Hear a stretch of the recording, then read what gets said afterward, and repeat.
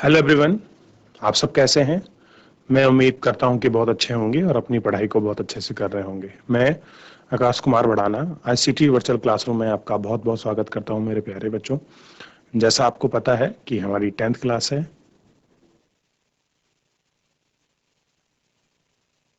हमारी 8th class है बच्चों। और 8th क्लास में हम लोग पढ़ रहे हैं आपका ज्योग्राफी। और ज्योग्राफी में हम लोग चैप्टर नंबर 2 को आपका प्रारंभ करेंगे और इसी को हम लोग बहुत अच्छे से आपका देखेंगे, जानेंगे और समझेंगे। चलिए हम चलते हैं सीधा डिजिटल बोर्ड की तरफ।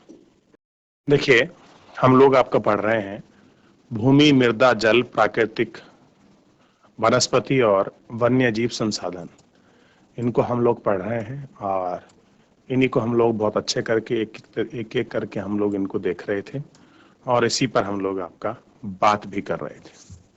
तंजानिया यानी कि अफ्रीका का एक छोटा सा गांव है में मम्बा पानी लेने के लिए प्रातः शीघ्र उठती है और उसे बहुत दूर जाना पड़ता है। मुम्बा है, वो सुबह उठती है और सुबह उठकर क्या करना पड़ता है उसको, बहुत शीघ्र ही आपका उसको कहीं दूर मतलब दूर जो है आपका पानी लेने के लिए आपका जाना पड़ता।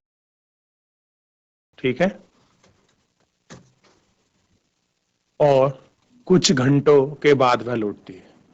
क्या होती है कि जब पानी लेने जाती है तो उसके कुछ घंटों के बाद ही वो आपका लौटती है। इसके उपरांत वह घर के कार्यों में अपनी माँ का हाथ बटाती है और अपने भाई की बकरियों की देखभाल में मदद करती है। और जो उसका भाई है, अपने उस भाई की बकरियों में आपकी देखभाल में आपकी मदद करती है। उसके पूरे परिवार के पास उसकी छोटी झोपड़ी के चारों ओर चट्टानी भूमि का एक भाग है। मंबा के पिता कठिन परिश्रम के बाद मात्र कुछ मक्का और सेम ही उगा सकते हैं। फिर भी यह उनके परिवार के साल भर के खाने के लिए पर्याप्त नहीं है। फिर भी जो है उनके साल भर के खाने के लिए क्या नहीं है आपका, ये पर्याप्त उसमें नहीं है। पीटर न्यूजीलैंड के भेड़ पालन प्रदेश के मध्यवर्ती भाग में रहता है। क्या रहता है? जो आपका पीटर है वो उस मध्यवर्ती भाग में आपका रहता है, जहां उसका परिवार ऊन प्रक्रमण करने का कारखाना चलाता है। प्रतिदिन पीटर स्कूल से लौटता है, वह अपने चाचा को अपनी भेड़ों की देखभाल करते हुए देखता है। जो उसका चाचा है वो चाचा से अपनी भेड़ों की जो है प्रतिदिन आपका देखभाल करते हुए आपका देखता है। उनका भेड़ों का बाड़ा कुछ दूरी पर पहाड़ियों से लगे हुए एक विस्तृत घास के मैदान पर स्थित है। जो भेड़ों का जो बाड़ा है उन्हें कुछ दूरी पर, कुछ डिस्टेंस पर घासों का जो मैदान है उसमें आपका स्थित है।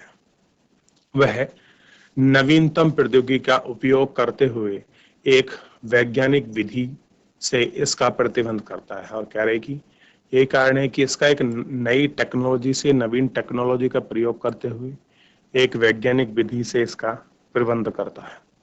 पीटर का परिवार जैविक कृषि द्वारा सब्जी भी उगाता है। और जो पीटर की फैमिली है वो ऑर्गेनिक एग्रीकल्चर करती है और उससे क्या करती है, वो आपका सब्जी वगैरह जो है उगाती है।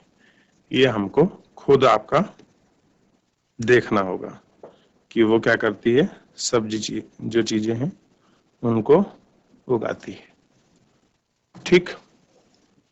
मंबा और पीटर विश्व के दो विभिन्न स्थानों में रहते हैं और उनके जीवन व्यतीत करने में बहुत अंतर है। यह विभिन्नता भूमि की गुणवत्ता, मृदा, जल, प्राकृतिक वनस्पति, प्राणियों और प्रौद्योगिकी के उपयोग की विभिन्नता के कारण है।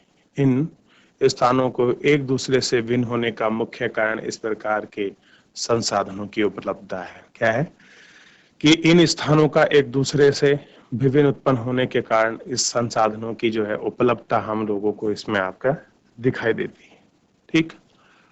विश्व की 90% जनसंख्या भूमि के 30% भाग पर रहती है। इसे 70% भूभाग भूमि पर या तो विरल जनसंख्या है या वहां आपका बहुत कम लोग आपका निवास करते हैं। सभी महत्वपूर्ण प्राकृतिक संसाधनों में भूमि में शामिल है। भूपृष्ठ के कुल क्षेत्रफल का लगभग 30% भाग भूमि है। यह नहीं, इस थोड़े से प्रतिशत के सभी भाग आवास योग्य नहीं है। मुख्यतः भूमि और जलवायु के विभिन्न लक्षणों के कारण विश्व के विभिन्न भागों में जलवायु का वितरण असमान पाया जाता है। ऊबड़ खाबड़ स्थलाकृतियों, पर्वतों में तीव्र ढाल, जल आक्रांताओं, संभावित निम्न क्षेत्र क्या है आपके संभावित निम्न क्षेत्र, स्थल मरुस्थल क्षेत्र एवं सघन वन सामान्यतः विरल और अथवा निर्जन है। ऊबर मैदानों और नदी घाटी में कृषि के लिए उपयुक्त भूमि मैदान है। इसलिए ये स्थान विश्व के घने बसे क्षेत्र हैं। कैसे हैं ये जो मैदान है, जो क्षेत्र हैं, विश्व के आपके घने बसे आपके क्षेत्र हैं, घने बसे जो हैं आपके मैदान है। अब कह रहे हैं कि भूमि का जो उपयोग है उसकी बात कर रहे हैं, भूमि के उपयोग की। भूमि का उपयोग विभिन्न कार्यों के लिए किया जाता है, जैसे कृषि, वन की खनन, सड़क, उद्योग की स्थापना। साधारणतः इसे भूमि का उपयोग कहते हैं। क्या आप मम्बा और पीटर के परिवार के लिए भूमि उपयोग के विभिन्न तरीकों की सूची बना सकते हैं? कह रहे कि मम्बा और पीटर के जो फैमिली है किस तरह का एग्रीकल्चर कर रही है, उसकी क्या आप लोग लिस्ट बना सकते हैं, ये पूछना चाह रहे हैं। भूमि का उपयोग भौतिक कारकों द्वारा निर्धारित किया जाता है। कह रहे जो भूमि का हम लोग उपयोग में करते हैं, जो भी आपके और बहुत सारे फैक्टर होते हैं वो वेरी होते हैं, उनके साथ किया जाता है। जैसे स्थलाकृति, मृदा, जलवायु, खनिज और जल की उपलब्धता। मानवीय कारक जैसे जनसंख्या और प्रौद्योगिकी भी भूमि उपयोग प्रतिरूप के महत्वपूर्ण कारक हैं, निर्धारक कारक हैं। कह रहे चाहे भूमि हो या जल हो, इन सब चीजों के आपके जो है वो सब महत्वपूर्ण कारक होते हैं। ठीक, और ये दिखाई देते हैं। भूमि का उपयोग भौतिक कारकों द्वारा निर्धारित किया जाता है। कह रहे जो भूमि के जो कारक हैं उनको आपका इन सब में आपका निर्धारित किया जाता है, जैसे स्थलाकृति, मृदा, जलवायु, खनिज और जल की उपलब्धता है। मानवीय कारक जैसे जनसंख्या और प्रौद्योगिकी भूमि के उपयोग प्रतिरूप के महत्वपूर्ण कारक हैं। क्या है कि ये सारी चीजें आपका महत्वपूर्ण कारक है।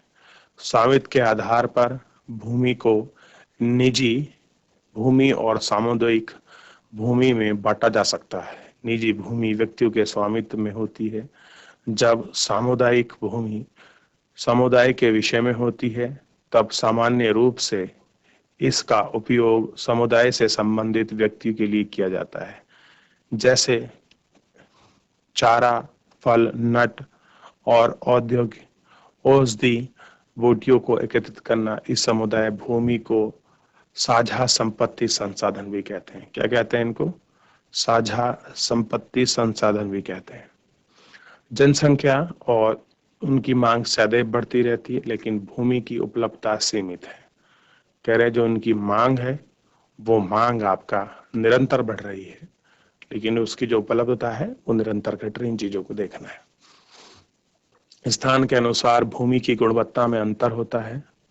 लोगों ने सामुदायिक भूमि पर पारिवारिक क्षेत्र बनाने, नगरीय क्षेत्र में घर बनाने और ग्रामीण क्षेत्र में कृषि योग्य भूमि का विस्तार करने के लिए अनाधिकृत हस्तक्षेप करना शुरू कर दिया है।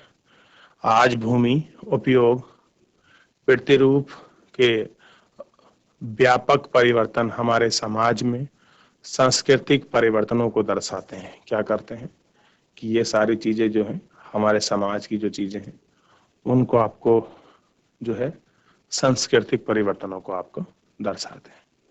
वर्तमान में कृषि और निर्माण संबंधित गतिविधियों के प्रसार के कारण निम्नीकरण, भूस्खलन, मृदा अपरदन, मरुस्थलीकरण, पर्यावरण के प्रमुख खतरे हैं। कह रहे हैं कि ये सब चीज क्या है आपके जो है आपका प्रमुख खतरा जो है वो आपका भूमि संसाधन का संरक्षण। कह रहे जो भूमि है उसका जो संसाधन है, उस संसाधन का जो संरक्षण है उसको हमको देखना है।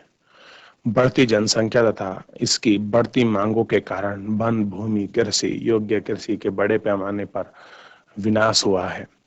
इससे इस प्रकृति संसाधन के समाप्त होने का डर पैदा हो गया है। कह रहे कि वो किस प्रकार से आपके समाप्त हो रहे हैं, प्राकृतिक संसाधन जो है इसका जो डर है वो उत्पन्न हो गया है। इसलिए विनाश की वर्तमान दर को आवश्यकता से ही रोकना चाहिए। वनारोपण, भूमि दर, रासायनिक कीटों और उर्वरकों को विनियमित उपयोग तथा अतिचारण पर रोका और आदि संरक्षण के प्रमुख कुछ सामान्य तरीके हैं। कैसे हैं कि ये ऐसी चीजें हैं जो इन सब सामान्य तरीकों से आपके भिन्न है। पृथ्वी के पृष्ठ पर दानेदार कणों की आवरण की पतली परत मृदा कहलाती है। मृदा की बात करें कि मिट्टी या मृदा क्या है, कह रहे जो पृथ्वी का जो ऊपरी परस्ट है और ऊपरी परस्ट के आवरण में जो पतली परत है वो मृदा कहलाती है। यह भूमि से निकटतम से संबंधित जुड़ी हुई है। स्थल रूप मृदा के प्रकारों को निर्धारित करते हैं। मृदा का निर्माण चट्टानों से प्राप्त खनिजों और जैव पदार्थ तथा भूमि में पाए जाने वाले खनिज से होता है। यह अपक्षय की प्रक्रिया के माध्यम से बनती है। खनिज और जैव पदार्थ ही सही मिश्रण मृदा को उपजाऊ बनाते हैं। क्या करते हैं? इन्हीं को आपको उपजाऊ बनाते हैं। अब थोड़ा सा इसमें एक पैराग्राफ है, इसको पढ़ लेते हैं और इसको हम लोग आपका देखते हुए चलते हैं कि भूस्खलन के विषय में आपने पढ़ा होगा कि भूस्खलन क्या होता है। आइए उसको देखते हैं। भूस्खलन को सामान्य रूप से सैल, मलबा या ढाल से गिरने वाली मिट्टी के बढ़त संचलन के रूप में परिभाषित किया जाता है। वे प्राय भूकंप, बाढ़ और ज्वालामुखी के साथ संगठित होते हैं। लंबे समय तक भारी वर्षा से भूस्खलन होता है। यह नदी के प्रभाव को कुछ समय के लिए अवरुद्ध कर देते हैं। नदी अवरुद्धता के अचानक फूट पड़ने से निचली घाटी के आवासों में विध्वंस आ जाती है। पहाड़ी भूभाग में भूस्खलन एक मुख्य और विस्तृत स्वरूप में फैली आपदा है जो प्राय जीवन और संपत्ति को आघात पहुंचाती है और चिंता का एक मुख्य विषय है। कैसी है आपका? चिंता का जो है एक आपका मुख्य विषय है। एक वस्तु स्थिति अध्ययन। हिमाचल के किन्नौर जिले में रेकांका पीओ के निकट पीजी गांव के बड़े भूस्खलन के कारण राष्ट्रीय महामार्ग 2022 की पुरानी हिंदुस्तानी तिब्बत सड़क का 200 मीटर तक का भाग नष्ट हो गया। यह भूस्खलन पूंजी गांव में तीव्र विस्फोटन द्वारा हुआ। विस्फोटन के कारण ढाल का यह कमजोर क्षेत्र नीचे गया, जिसके कारण सड़क और गांव के आसपास के क्षेत्र क्षति पहुंची। पंजी गांव को संभावित मानव विनाश से बचाने के लिए पूर्ण रूप से खाली करा दिया गया। क्या करा दिया गया? उसको पूर्ण रूप से आपका खाली करा दिया गया। निम्नीकरण विधि, क्रिया विधि। वैज्ञानिक प्राविधियों के विकास से हमें समझने की शक्ति मिलती है कि भूस्खलन उत्पन्न के कौन कौन से कारक हैं और उनका प्रबंधन कैसे करना है। भूस्खलन को रोकने की कुछ प्राविधिक निम्न हैं। भूस्खलन प्रारंभिक क्षेत्रों का मानव चित्र बनाकर इसे प्रभावित होने के स्थानों को इंगित करता है। इस प्रकार इन क्षेत्रों को आवास बनाने के लिए छोड़ा जाता है। भूमि को खिसकाने से बचाने के लिए प्रतिधारी दीवार का निर्माण। भूस्खलन को रोकने का सबसे प्रभावी तरीका वनस्पति आवरण में वृद्धि है। सतही अपह, झरना प्रहारों के साथ भूस्खलन की गतिशीलता को नियंत्रण करने की पृष्ठीय अपवाह उपाय क्रियान्वित किया गया है। तो ये ऐसी चीजें हैं जिनके माध्यम से हम लोग क्या कर सकते हैं बच्चों कि जो आपका भूकंप विनाशकारी क्षेत्र हैं हम उनकी तीव्रता को आपको थोड़ा सा कम कर सकते हैं, हम उनको देख सकते हैं। ह्यूमस और वनस्पति के साथ ऊपरी मृदा, बालू गाद किले के साथ उपमृदा, अपक्षय चट्टानी पदार्थ और चनक चट्टाने, इनको हम लोग देख सकते हैं कि ये सारी चीजें भी क्या है, इसी में आपका इंक्लूडेड है। अपक्षय तापमान परिवर्तन, तुषार, क्रिया, पौधे, प्राणी और मनुष्य कल्पना, रावण, टूटना और क्षय होना है। कह रहे कि इन सब चीजों का आपका क्षय होता है और इन्हें हमें आपका देखना है। जन सेल रंग, संगठन, रासायनिक धर्म, गुण, खनिज, मात्रा, परंपरागत का निर्धारित करती है। उच्चावत, तुंगता और ढाल मृदा के संचय को निर्धारित करती है। जलवायु, तापमान, वर्षा, अपक्षय, ह्यूमस की दर को प्रभावित करता है। वनस्पति, प्राणीजात, सूक्ष्म जीव ह्यूमस का निर्माण की दर को प्रभावित करती है। समय, मृदा प्रक्षेपिका मोटाई को निश्चित करती है। ये सारे ऐसे कारण हैं जो इन सब चीजों को आपका निर्धारित करते हैं और इन सारी चीजों को जो फैक्टर हैं वो इनको भारी करते हैं। तो इसमें जितना पढ़ा है, कोई भी ऐसा डाउट है, कोई कमेंट है, कोई चीज आपको समझ नहीं आई है तो आप मुझसे पूछ सकते हैं मेरे प्यारे बच्चों। कोई भी बच्चा जिसको इसमें कुछ समझ नहीं आया हो। चलिए आगे देखिए। मृदा निर्माण के कारक। पहले जो हम मृदा का निर्माण करते हैं उनमें कुछ कारक हैं, आइए उन कारकों पर हम लोग आपका विचार करते हैं। मृदा निर्माण के मुख्य कारक जनक सेल के रूप का स्वरूप, स्थलाकृति, जैव पदार्थों की भूमिका और मृदा निर्माण के संगठन में लगा समय है। अलग अलग स्थानों में ये विभिन्न है। मृदा का निम्नीकरण और क्षरण के उपाय। मृदा अपरदन, क्षीणता मृदा संसाधन के दो मुख्य खतरे हैं। मानवीय और प्राकृतिक दोनों ही कारकों से मृदा का निम्नीकरण हो सकता है।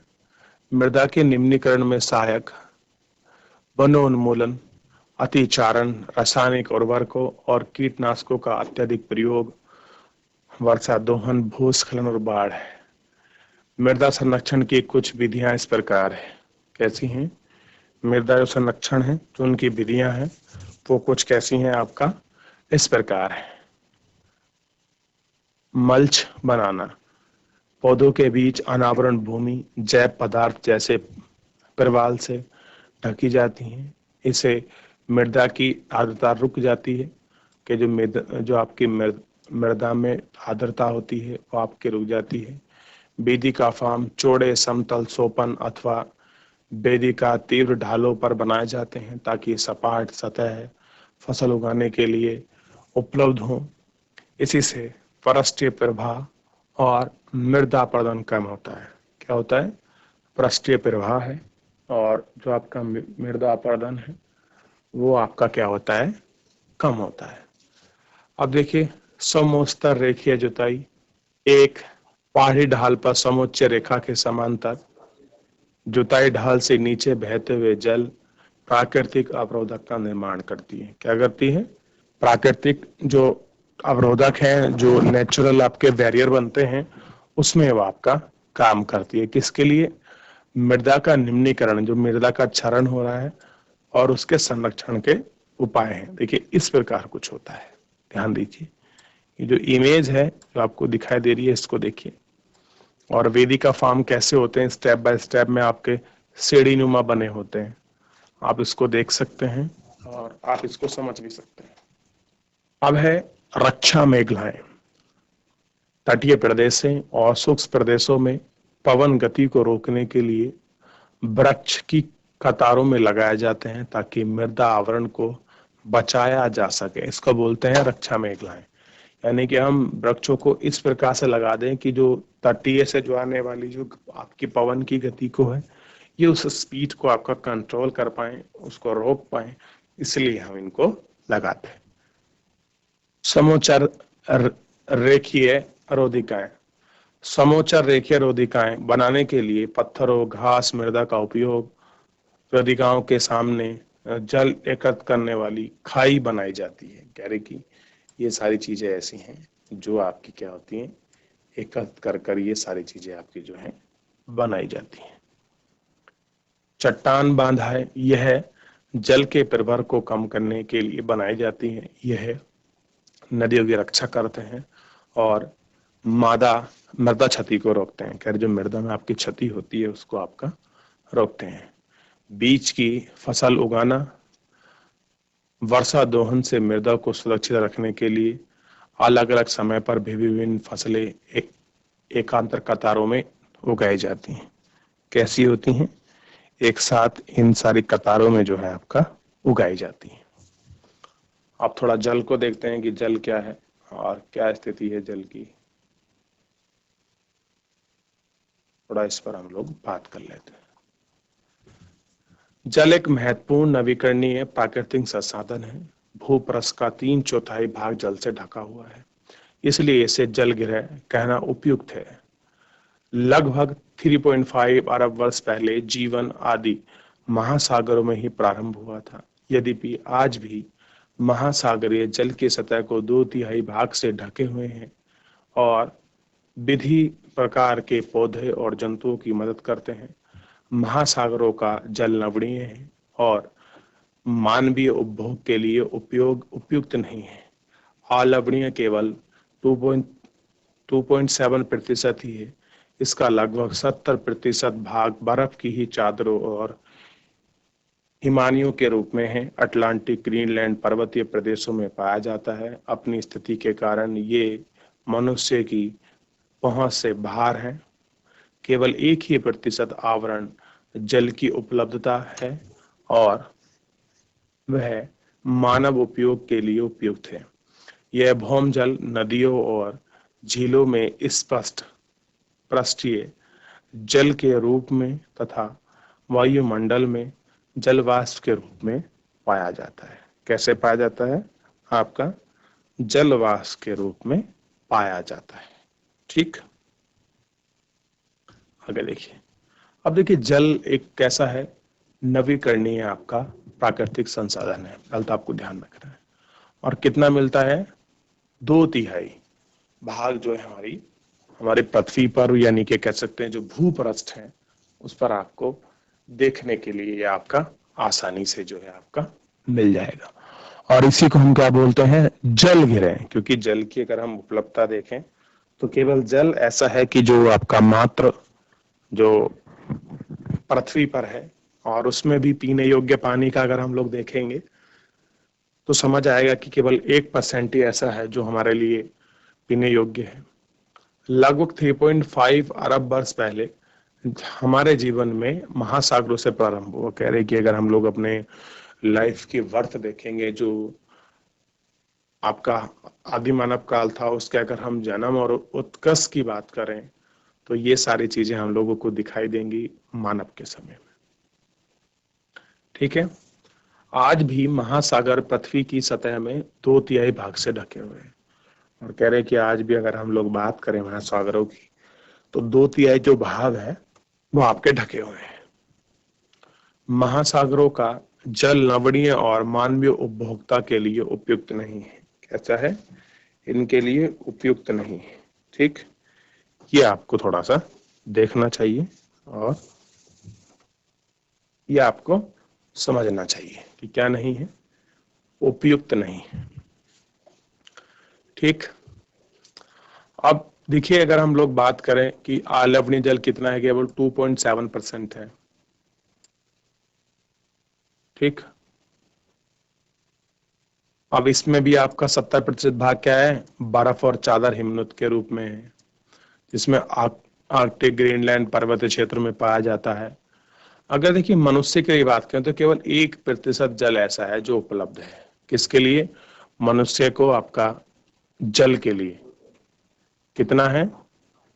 मनुष्य के जल के लिए कितना है? केवल 1% ऐसा जल है जो आपका पीने के लिए उपलब्ध है और पीने के लिए।